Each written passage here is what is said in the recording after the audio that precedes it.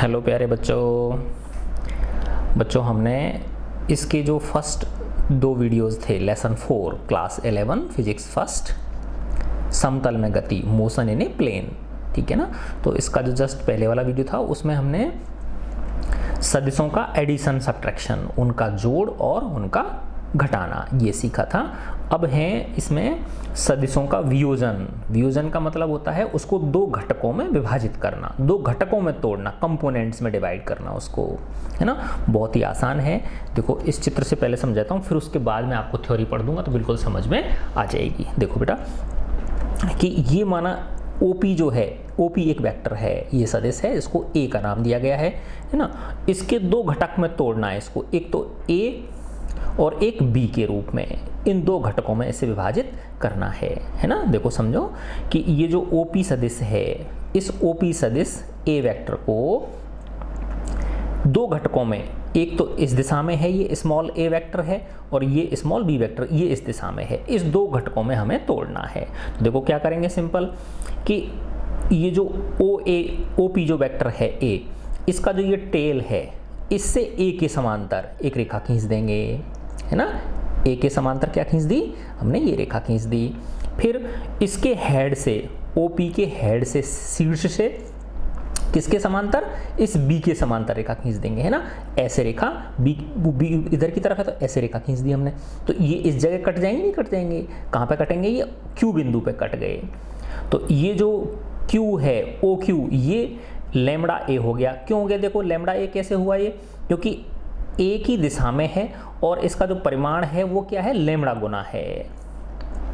ऐसे देखो ये म्यू भी क्यों हुआ, है ना, क्योंकि इसकी दिशा तो क्या है, वही है, B सदिश की दिशा है, लेकिन इसका परिमाण देखो, इसका इतना सारा, इसका क्या है परिमाण ज़्यादा है ना। तो म्यू माना 2B है, ऐसे समझो म्यू का मान 2 है ना। तो इसका दुगना मान लिया जैसे अपन ने इसको, है ना।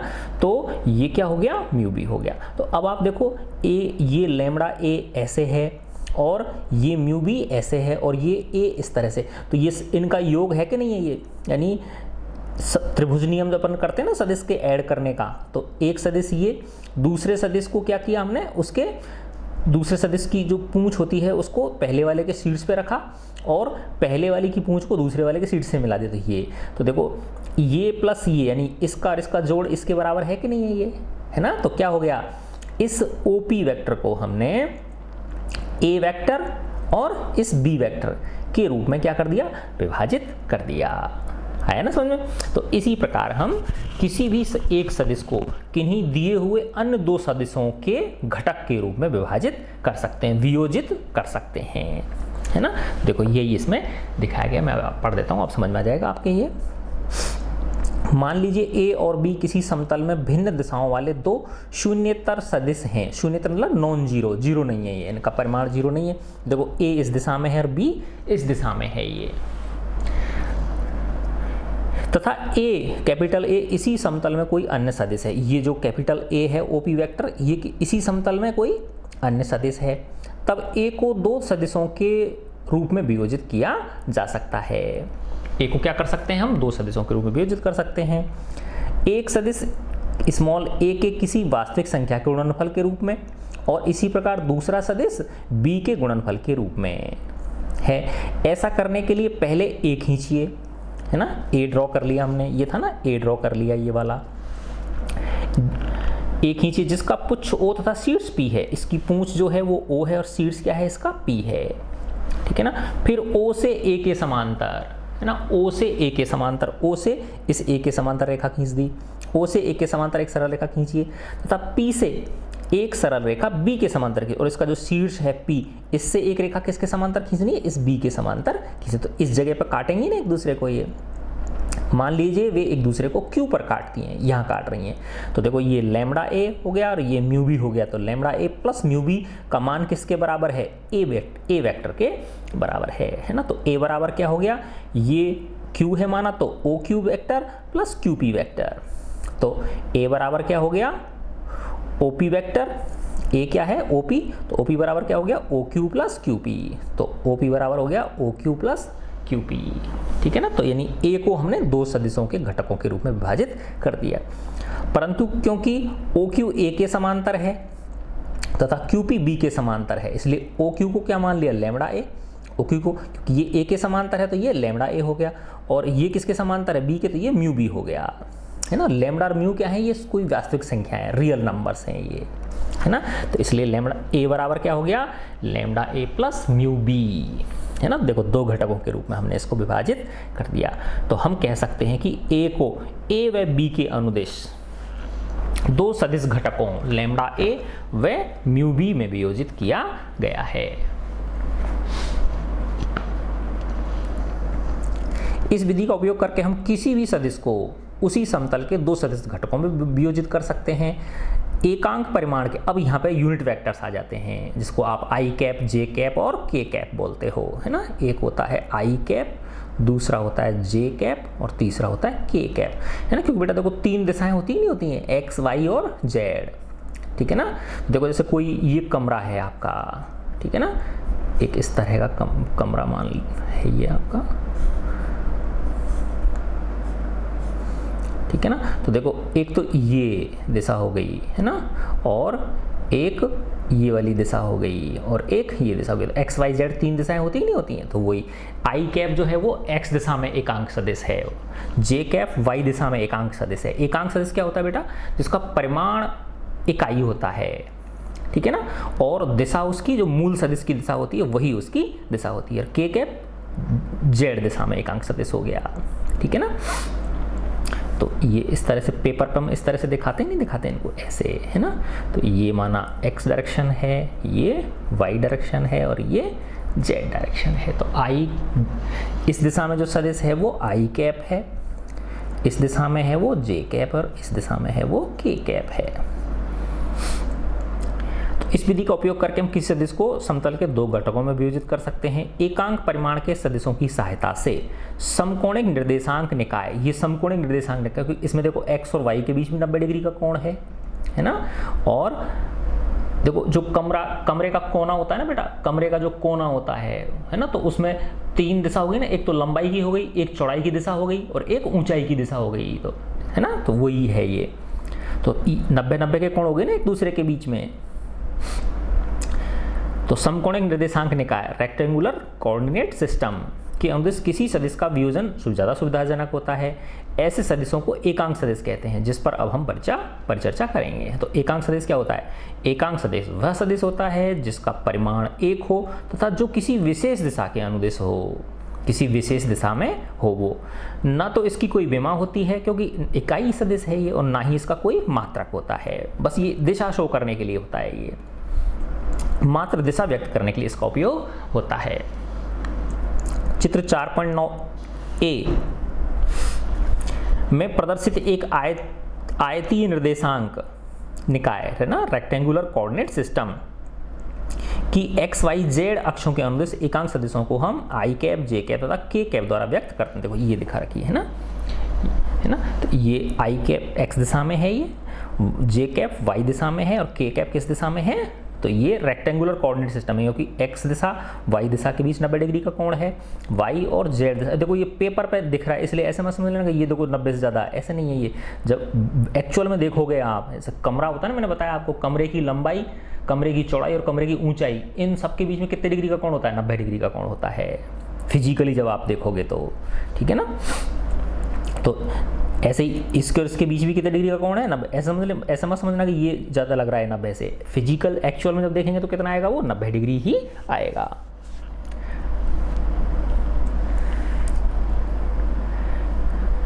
तो इनको आई कैप, जे कैप तथा के कैप द्वारा व्यक्त करते हैं हम। क्योंकि ये सभी एकांक सदिश हैं इसलिए इनके देखो ये परिमाण है ना, आई कैप का परिमाण मैग्नीट्यूड, जे कैप का मैग्नीट्यूड और के कैप का परिमाण किसके बराबर है, 1 यूनिट के बराबर, इकाई। ये एकांक सदिश एक दूसरे के लंबवत होते हैं क्योंकि ये एक्स वाई और जेड डायरेक्शन में है। दूसरे सदिशों से इनकी अलग पहचान करने के लिए हमें ना पुस्तक में मोटे टाइप है ना, ये कैपिटल, ये डार्क आई, डार्क जे, डार्क के ऊपर एक कैप लगा दिया जाता है। तो कैप लगाते ही क्या बन जाता है, वो एकांक सदिश बन जाता है, ठीक है ना। क्योंकि इस अध्याय में हम केवल द्विविमीय गति का ही अध्ययन करेंगे, 2 डायमेंशनल करेंगे तो इसमें के को छोड़ देंगे हम, ठीक है ना। इसलिए हम केवल 2 एकांक सदिशों की आवश्यकता होगी। यदि किसी एकांक सदिश एन कैप को एक अदिश लैम्ब्डा से गुणा करें तो परिणामी एक सदिश लैम्ब्डा एन कैप होगा, है ना। एन कैप क्या है, यूनिट वेक्टर है, एकांक सदिश है, इसको हम एक अदिश राशि लैम्ब्डा से गुणा कर दें तो क्या बन जाएगा, लैम्ब्डा एन कैप बन गया। तो इस कहने का मतलब है कि किसी अदिश राशि को अगर एन कैप से एकांक सदिश से गुणा कर दोगे तो वो भी क्या, जो गुणनफल होगा वो क्या बन जाएगी, एक सदिश राशि बन जाएगी, है ना। तो लैम्ब्डा एन कैप एक सदिश राशि होगी। सामान्यतः किसी सदिश ए को निम्न प्रकार व्यक्त कर सकते हैं, तो ए बराबर क्या होता है, magnitude of A plus N cap. N cap क्या है, ये ए की दिशा में एकांक सदिश है ना। एन कैप क्या है, सदिश ए की दिशा में एकांक सदिश है ना। तो यहाँ ए के अनुदिश एन कैप क्या है, एकांक सदिश है। तो एन कैप बराबर क्या हो गया, एन कैप बराबर हो गया ए बटे परिमाण ऑफ ए, मैग्नीट्यूड ऑफ ए, भाग लग जाएगा ना इसका, इसके नीचे भाग लग जाएगा। तो एकांक सदिश क्या होता है, अगर सदिश में उसके सदिश के परिमाण का भाग दे दें हम तो क्या मिल जाता है, हमको एकांक सदिश मिल जाता है। ठीक है, अब देखो हम किसी सदिश ए को एकांक सदिशों आई तथा जे के पदों में वियोजित कर सकते हैं, है ना। जैसे अपन ने यहाँ देखा था ना, ये इन दो, अब ये इनके बीच में 90 डिग्री का कोण नहीं था, है ना, ए वेक्टर और बी वेक्टर के बीच 90 डिग्री का कोण नहीं था, है ना। अब हम ये एक सदिश है ए, ये देखो इधर क्या है, एक्स अक्ष है और इधर क्या है, वाई अक्ष है ना। तो इस की एक्स अक्ष की दिशा में और वाई अक्ष की दिशा में इस ए को क्या कर सकते हैं, हम वियोजित कर सकते हैं, है ना। सिंपल सी बात है, कैसे करेंगे, देखो बेटा, ये जो ए वेक्टर है, इस ए के शीर्ष से एक्स अक्ष पे लंब डाल दो और वाई अक्ष पे लंब डाल दो। तो एक्स अक्ष पे लंब डाला, वो यहाँ आया, तो एक घटक यहाँ से लेके यहाँ तक हो गया, है ना। तो ये A1 क्या हो गया, एक्स अक्ष की दिशा में घटक हो गया, और इससे फिर वाई अक्ष पे लंब डाला तो ये यहाँ से लेके यहाँ तक का मिल गया, तो ये A2 हो गया। तो A2 क्या हो गया, वाई अक्ष की दिशा में घटक हो गया, है ना। तो A1 और A2 को जब जोड़ेंगे तो क्या मिल जाएगा, हमको A मिल जाएगा।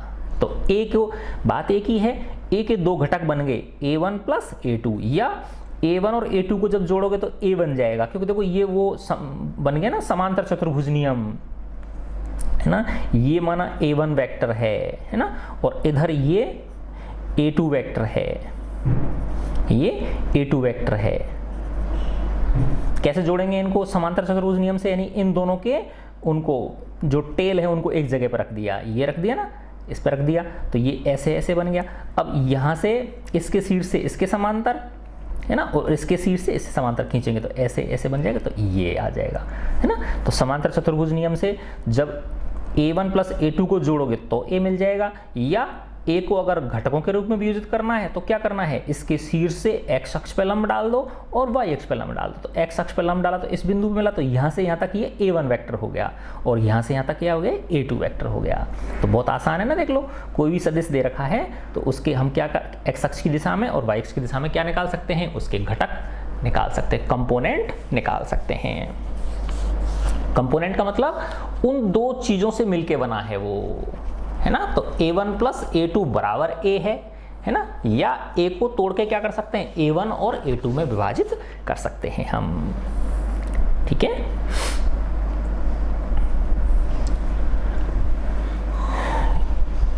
देखो यहां दिखा रखा है ये।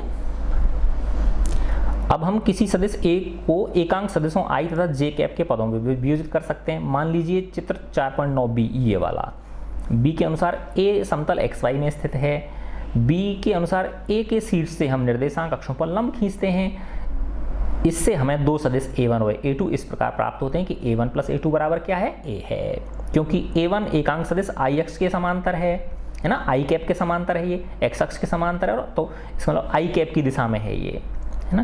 तथा A2 एकांक सदिश J कैप के समांतर है, क्योंकि ये देखो I कैप इधर की तरफ और ये J कैप इधर है, ठीक है ना।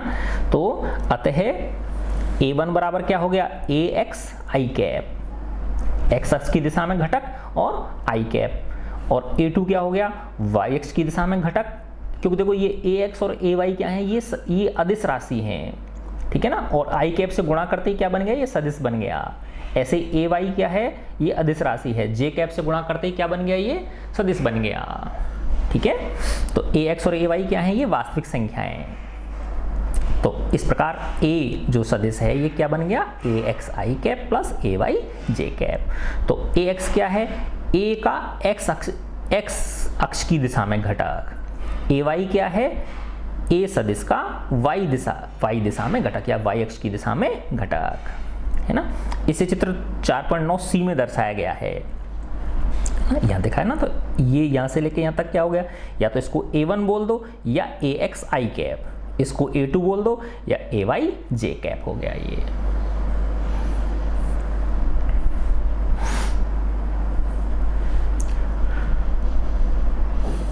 राशियों ए एक्स तथा ए वाई को हम सदिश ए के एक्स वाई घटक कहते हैं। ए एक्स क्या है, ए का एक्स घटक हो गया, एक्स कंपोनेंट, एक्स दिशा में कंपोनेंट के बजाय शॉर्ट में क्या बोलते हैं, एक्स कंपोनेंट बोलते हैं। तो ए एक्स क्या है, ए का एक्स कंपोनेंट है, और ए वाई क्या है, ए का वाई कंपोनेंट है। यहाँ ये बात ध्यान देने योग्य है कि ए एक्स सदिश नहीं है, वरन ए एक्स आई एक सदिश है। बताया ना, ए एक्स तो क्या है, ये एक सिंपल रियल नंबर है, वास्तविक संख्या है ये कोई, है ना। इसी प्रकार ए वाई जे कैप भी क्या है, एक सदिश है। त्रिकोणमिति का उपयोग करके ए एक्स तथा ए वाई को ए के परिमाण तथा उसके द्वारा एक्स अक्ष के साथ बनने वाले कोण के रूप में व्यक्त किया जा सकता है। अब देखो, है ना, बहुत आसान है ये। माना ये जो ए है ये इस एक्स अक्ष के साथ थीटा कोण बना रहा है ना। ये जो ए सदिश है जिसके कि हम दो घटक निकालना चाहते हैं, एक्स अक्ष की दिशा में और वाई अक्ष की दिशा में, ठीक है ना। तो ये माना एक्स अक्ष के साथ कितना कोण बना रहा है, थीटा बना रहा है ना। तो देखो बेटा, अब इसमें आप साइन थीटा लगाओ इस त्रिभुज में, ये वाला त्रिभुज, तो ये 90 डिग्री का कोण है कि नहीं है, देखो ये 90 डिग्री का कोण है, तो ये लंब हो गया, है ना। और ये 90 डिग्री के सामने का कर्ण हो गया, ये लंब हो गया और ये आधार हो गया। तो साइन थीटा बराबर क्या होता है, लंब बटे कर्ण। तो ये क्या है, लंब ये है, तो लंब ये वाला हो गया कि नहीं हो गया। यहां से लेके यहां तक का कंपोनेंट क्या है, ए वाई, ये कंपोनेंट क्या है आपका, ए वाई, है ना। और कर्ण क्या है, ए, कर्ण क्या है, ए। इसके नीचे एक रखा तो ए वाई बराबर क्या हो गया, ए साइन थीटा। ए वाई बराबर क्या हो गया, ए साइन थीटा। ऐसे ही इसमें कॉस थीटा लो आप, कॉस थीटा बराबर क्या होता है, आधार बटे कर्ण। तो आधार क्या है, यहां से लेके यहां तक ये ए एक्स है, और कर्ण क्या है, ए। इसके नीचे एक रखा तो ए एक्स बराबर क्या हो गया, ए एक्स बराबर हो गया ए कॉस थीटा, ठीक है ना, निकल गया ना। देखो तो सिंपल, अगर कोई सदिश है और उस सदिश का एक्स अक्ष के साथ क्या कोण बना रहा है वो ये पता है आपको, थीटा पता है, तो आप डायरेक्ट ए एक्स बराबर ए कॉस थीटा और ए वाई बराबर क्या हो गया, ए साइन थीटा से आप निकाल सकते हो, है ना। तो देखो यही दिखा रखा है, ए एक्स बराबर क्या हो गया, ए कॉस थीटा, और ए वाई बराबर क्या हो गया, ए साइन थीटा। समीकरण 4.13 से स्पष्ट है, ये इस समीकरण से स्पष्ट है कि किसी सदिश का घटक कोण थीटा पर निर्भर करता है तथा वह धनात्मक, ऋणात्मक या शून्य हो सकता है, थीटा पर निर्भर करता है। किसी समतल में एक सदिश ए को व्यक्त करने के लिए, क्योंकि बेटा देखो कॉस में 90 से ऊपर की जो वैल्यू होती है उनका मान क्या आता है, ऋणात्मक आता है ना।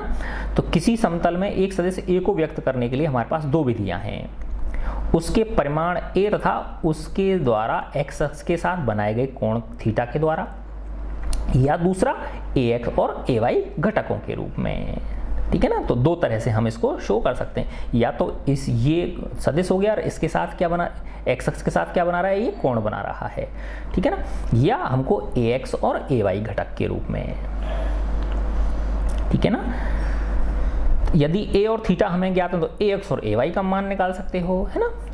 ए और थीटा ज्ञात हैं तो ए एक्स बराबर क्या होता है, ए कॉस थीटा, है ना। ए और थीटा ज्ञात हैं आपको तो क्या निकाल सकते हो आप, ए एक्स और ए वाई निकाल सकते हो, क्योंकि ए एक्स क्या होता है, ए कॉस थीटा, और ए वाई क्या होता है, ए साइन थीटा, है ना। और अगर ए एक्स और ए वाई दे रखे हो तो क्या निकाल सकते हो, ए और थीटा निकाल सकते हो। देखो कैसे निकाल सकते हैं, दोबारा समझाता हूँ। देखो मैं आपको यहाँ पे ऐसे समझो बेटा,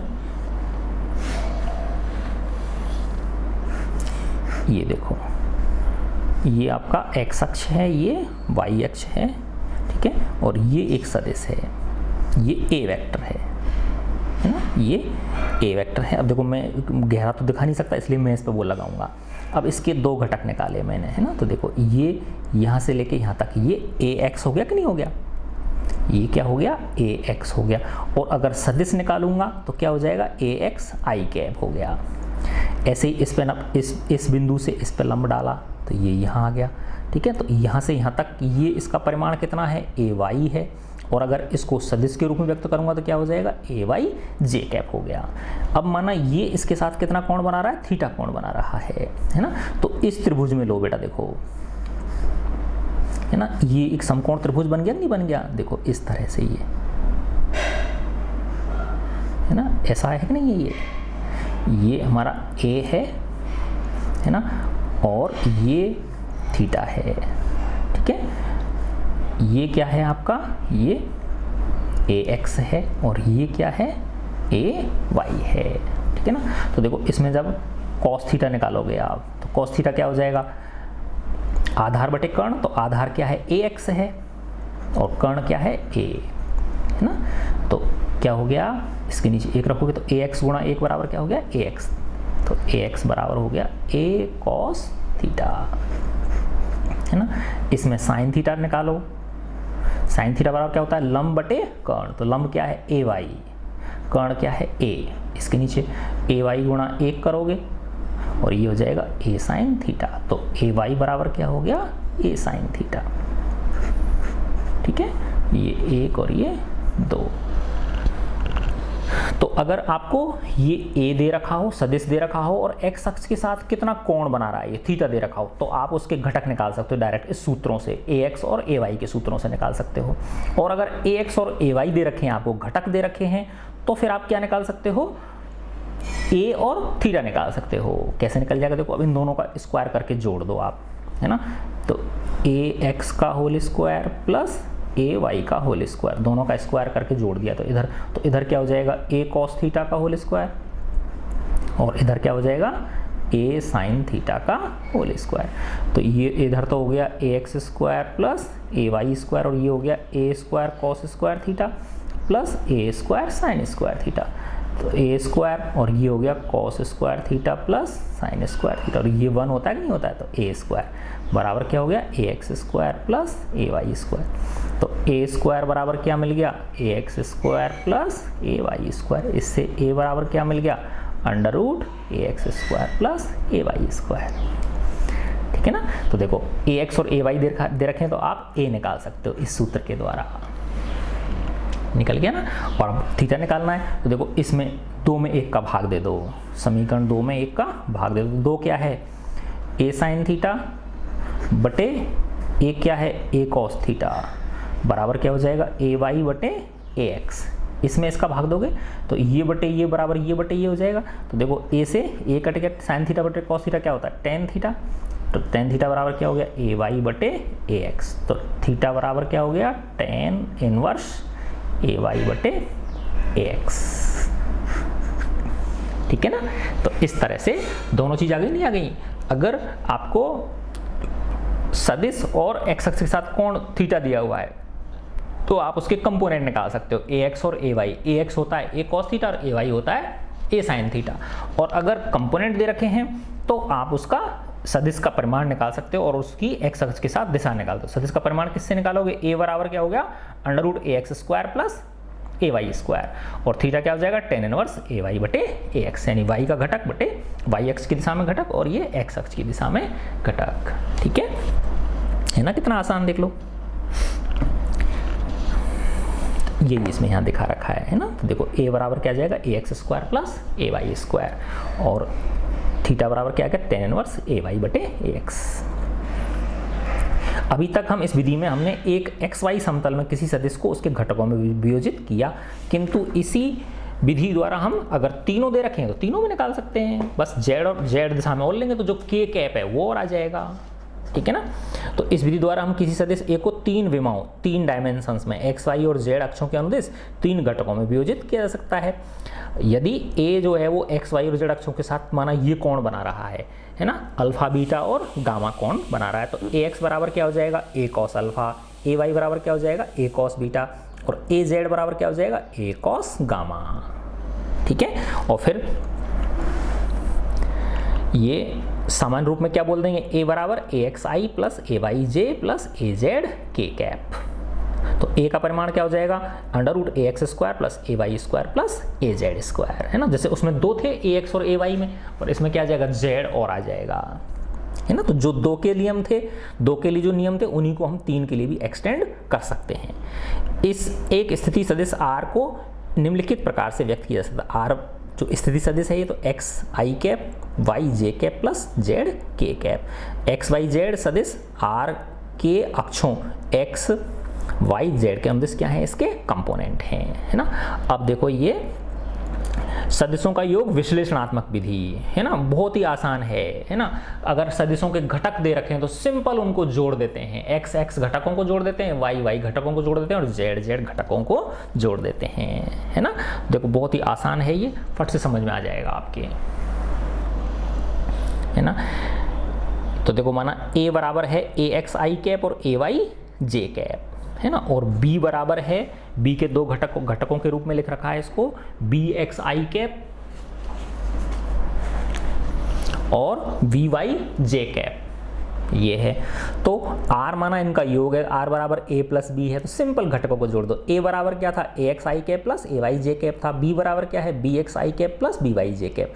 तो ये जैसे क्रम विनिमय और साहचर्य नियम पालन होते नहीं होते हैं, तो आई कैप इसमें भी है, आई कैप इसमें भी है, तो घटक ये जुड़ जाएंगे, ax प्लस bx और आई कैप। तो ये r बराबर क्या हो जाएगा, ax और bx जो x अक्ष की दिशा में घटक थे उन दोनों को जोड़ के आई कैप कर दिया, और ay और by को जोड़ के क्या कर दिया, j कैप कर दिया, है ना। तो r बराबर क्या हो गया, rx i कैप, इसको rx बोल सकते हैं, ax प्लस bx को rx, यानी x अक्ष की दिशा में परिणामी घटक उसका, और ry क्या है, y अक्ष की दिशा में परिणामी घटक उसका, ठीक है ना। तो rx i cap plus ry j, rx क्या हो गया, ax प्लस bx हो गया, और ry क्या हो गया, ay प्लस by हो गया, है ना। देखो सिंपल, अगर 3 z भी दे रखा है तो सिंपल उसको और जो कर लेंगे। 3 विमाओं में क्या हो जाएगा, a बराबर ax i cap, ay j cap, az k cap, b बराबर bx i cap, by j cap, जैसे 2 के लिए किया था, है ना, वैसे 3 के लिए कर सकते हो। तो a प्लस b क्या हो जाएगा, rx i cap plus ry j cap plus rz k cap. तो rx क्या हो जाएगा, ax प्लस bx, ठीक है ना। ry क्या हो जाएगा, ay प्लस by, और rz क्या हो जाएगा, az प्लस bz। ये दिखा रखा है ना, देख लो, है ना।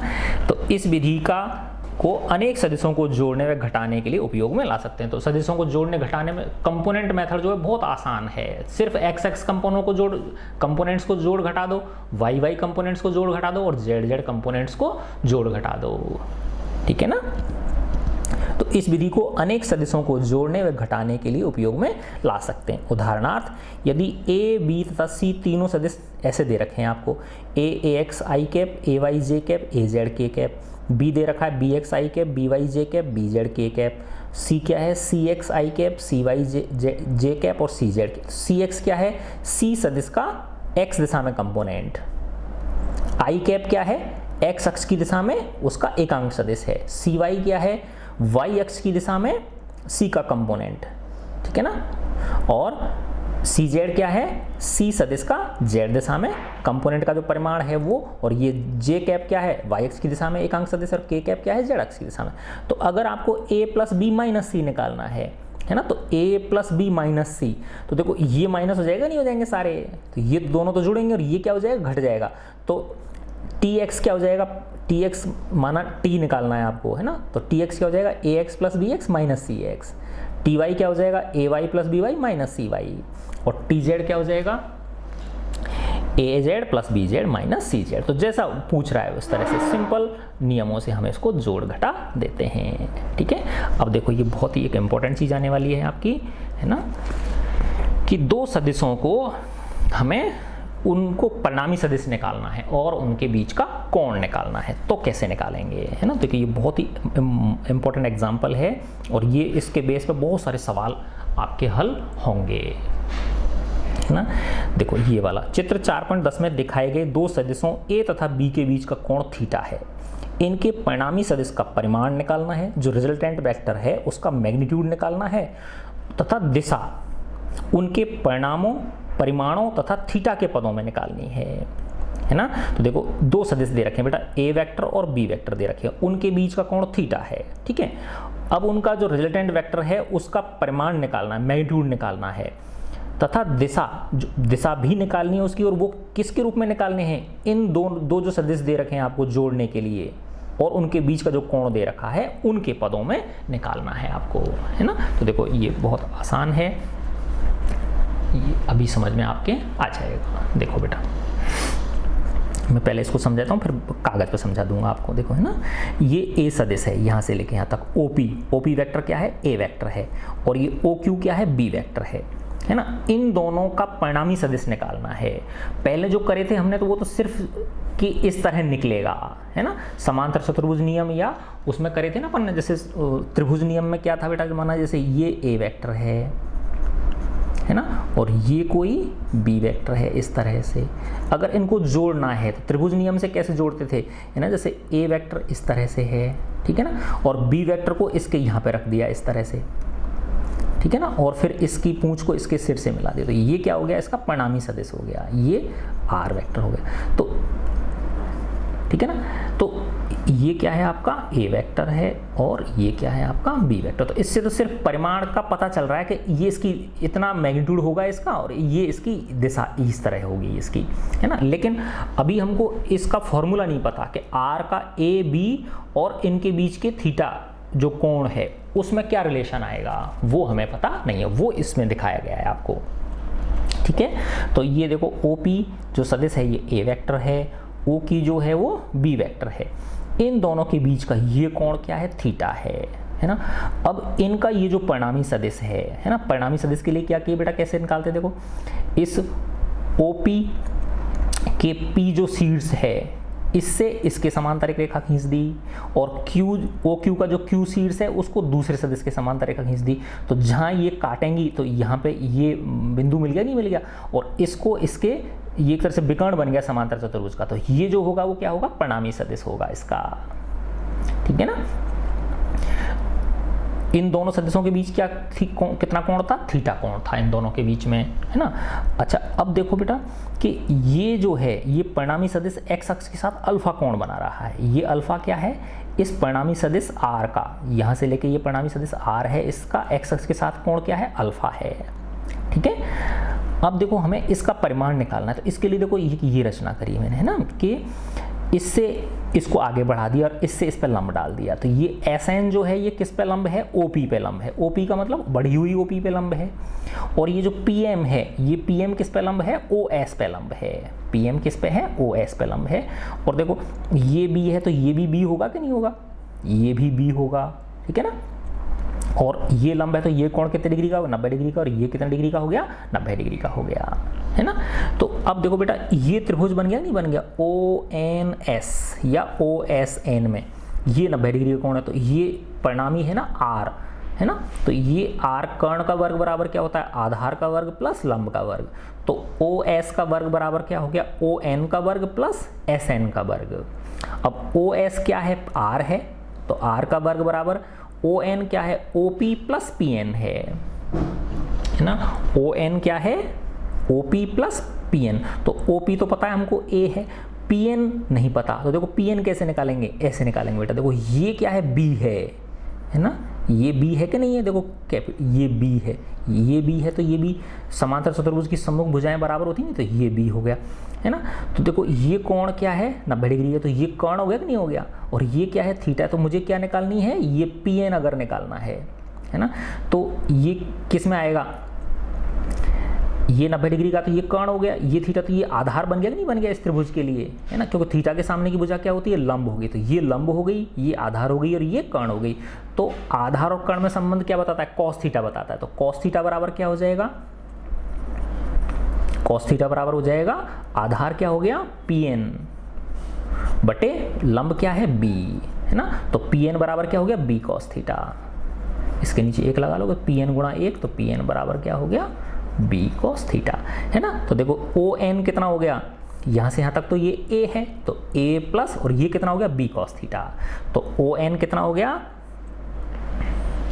ओ एन, है ना, ओ एन क्या हो गया, देखो ए प्लस बी कॉस थीटा, ठीक है।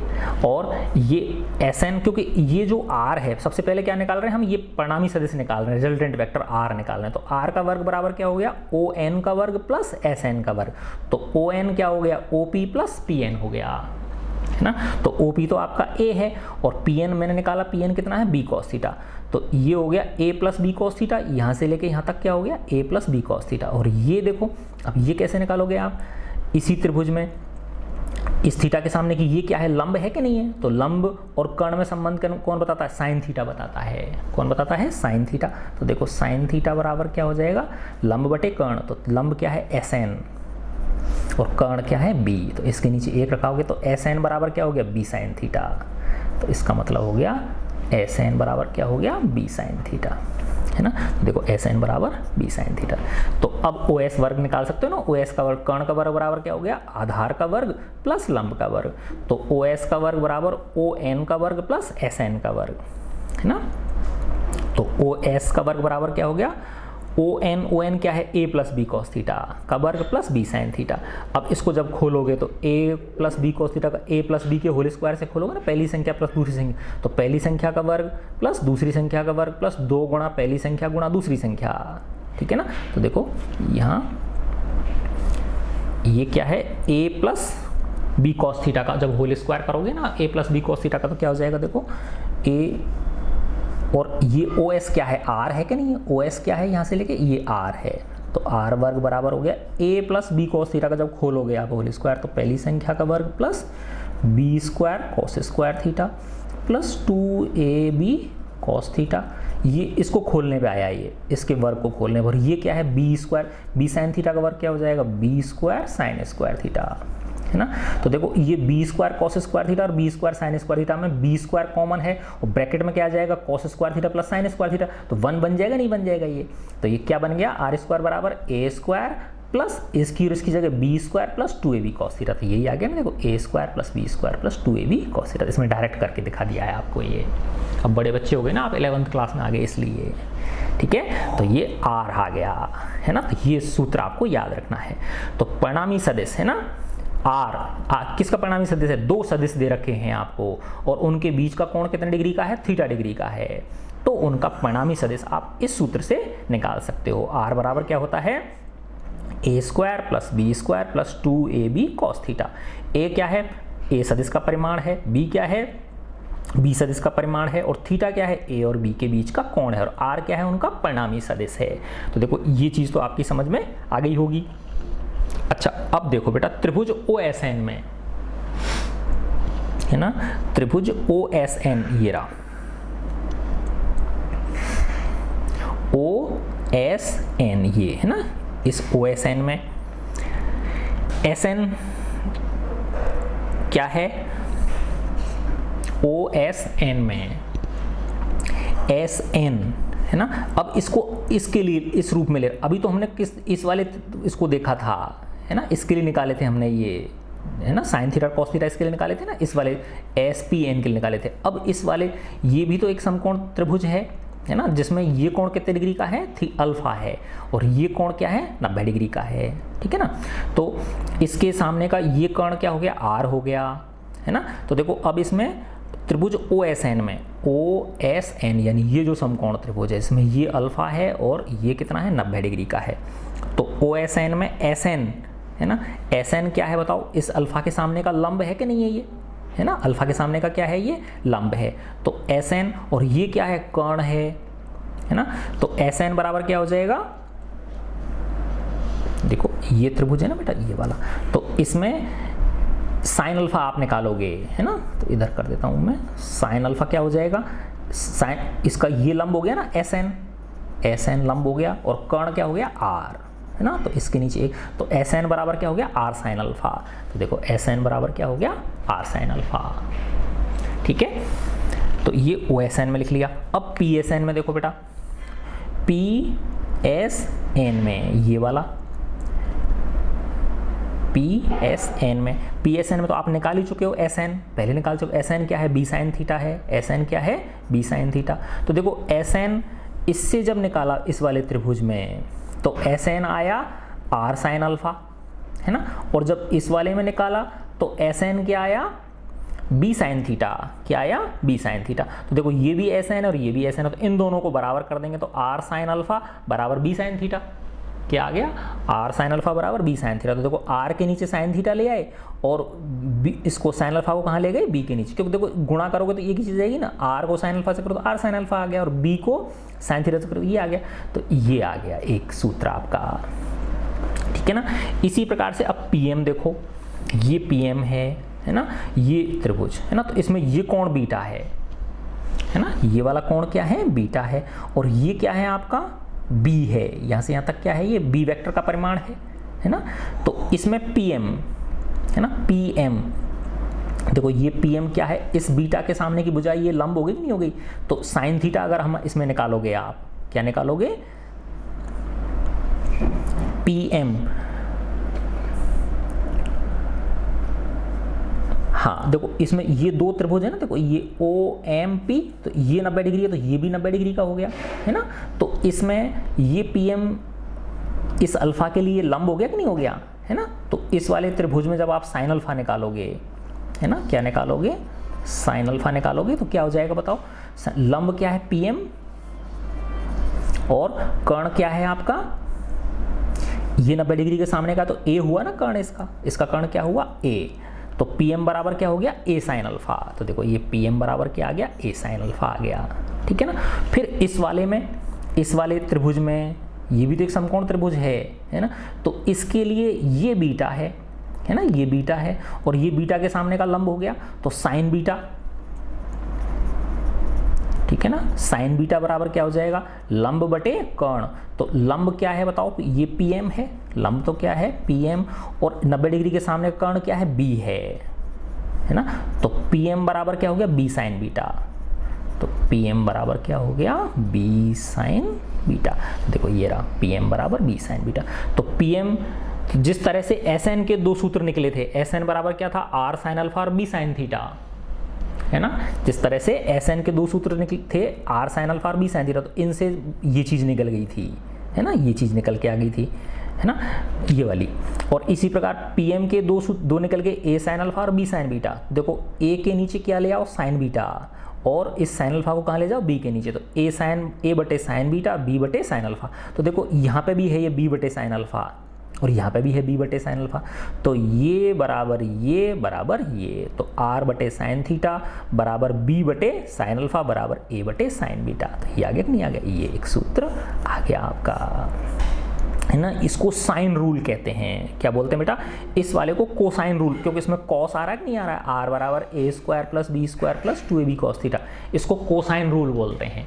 और इसको क्या बोलते हैं हम, साइन रूल बोलते हैं, है ना। तो इससे देखो साइन ये वाला ले लिया अपन ने, साइन अल्फा बराबर क्या हो जाएगा, साइन अल्फा, यानी ये फर्स्ट और थर्ड ले लिया है ना, फर्स्ट और थर्ड लिए। देखो तो फर्स्ट क्या है आपका आर बटे साइन थीटा, फर्स्ट क्या है आपका आर बटे साइन थीटा, और थर्ड क्या है बी बटे साइन अल्फा, बी बटे साइन अल्फा, है ना। तो साइन अल्फा बराबर क्या हो जाएगा, साइन अल्फा गुणा बी, यानी बी साइन अल्फा बराबर क्या हो जाएगा, आर बटे साइन थीटा है, ये आर है, ये है ना, आर है ना, तो ये आर है, r sine alpha, r sine alpha बराबर b sine theta, b sine theta. तो साइन अल्फा बराबर क्या हो जाएगा, बी बटे आर, यानी आर इसके बी के नीचे चला जाएगा ना, तो साइन अल्फा बराबर क्या हो गया, बी बटे आर और साइन थीटा। ये सूत्र भी इसी से निकला ना, देखो ये रहा है ना। तो साइन अल्फा बराबर क्या हो गया, बी बटे आर इंटू साइन थीटा, है ना। अब टेन अल्फा निकाल सकते हो आप, देखो ये दूसरा सूत्र है, इसके लिए टेन अल्फा है ना। देखो इसमें ये 90 डिग्री का ये कोण होगा कि नहीं होगा, है ना, ये वाला समकोण त्रिभुज है इसमें ये, और टेन अल्फा ये है, तो इस वाले त्रिभुज में टेन अल्फा क्या होगा, लंब बटे आधार। तो इसके लिए लंब ये एस एन हो गया कि नहीं हो गया, लंब तो क्या हो गया, एस एन हो गया, और ये 90 डिग्री का तो ये कर्ण हुआ, तो ये आधार हुआ कि नहीं हुआ, आधार क्या हो गया, ओ एन। तो टेन अल्फा बराबर क्या हो जाएगा, लंब बटे आधार, तो एस एन बटे ओ एन, है ना। तो टेन अल्फा क्या निकल के आ गया आपके पास, यहाँ कर देता हूँ, देखो मैं आपको, टेन अल्फा बराबर आ गया बेटा इस वाले त्रिभुज में एस एन बटे आधार क्या हो गया, ओ एन, है ना। अब एस एन और ओ एन क्या है, O P plus P N, O P plus P N. तो टेन अल्फा बराबर एस एन, आप निकाल ही चुके हो पहले। एस एन क्या है, B sine theta. S N क्या है, बी साइन थीटा, है ना। देखो ये एस एन क्या है आपका, बी साइन थीटा, तो ये हो गया बी साइन थीटा बटे ओ पी क्या है, ए। ओ पी क्या है, ए। और पी एन, पी एन क्या है आपका, ये रहा, देखो पी एन निकाला था ना आपने। पी एन क्या है, B cos theta. P N कितना है, बी कॉस थीटा। तो एक ये दूसरा सूत्र भी है, ठीक है ना। टेन अल्फा बराबर क्या हो गया, बी साइन थीटा बटे a plus B cos theta. तो देखो एक सूत्र तो आपका आर बराबर क्या आया, a square plus b square plus 2ab cos of theta, है ना। और दूसरा क्या आ गया, टेन अल्फा बराबर बी साइन थीटा बटे a plus B cos theta. तो अगर ए का परिमाण और बी का परिमाण और उन दोनों के बीच का कोण थीटा दिया हुआ है, तो आप आर निकाल सकते हो और टेन अल्फा निकाल सकते हो। तो अल्फा से उसका दिशा मिल जाएगी ना परिणामी सदिश की। अल्फा क्या है, उस परिणामी सदिश की एक्स अक्ष के साथ कोण है ये। अल्फा क्या है, परिणामी सदिश का एक्स अक्ष के साथ कोण। तो टेन अल्फा ये निकल जाएगा, है ना। तो अल्फा क्या हो जाएगा, टेन इनवर्स, इसकी जो वैल्यू आएगी वो निकल जाएगी, है ना। देखो कितना मस्त चीज़ है ना। अब इसके एग्जांपल्स हम करेंगे आगे अगले वीडियो में, तो आपको बहुत अच्छी तरह से और क्लियर हो जाएगा, ठीक है ना। तो क्या देखा बेटा हमने कि अगर दो सदिश दे रखे हैं और उन सदिशों के बीच का कोण थीटा दिया हुआ है, तो आप डायरेक्ट इस सूत्र के द्वारा उनका परिणामी सदिश निकाल सकते हो और इस सूत्र के द्वारा उस परिणामी सदिश की एक्स अक्ष के साथ जो कोण है अल्फा, वो आप निकाल सकते हो, ठीक है बच्चों। गॉड ब्लेस यू ऑल बेटा।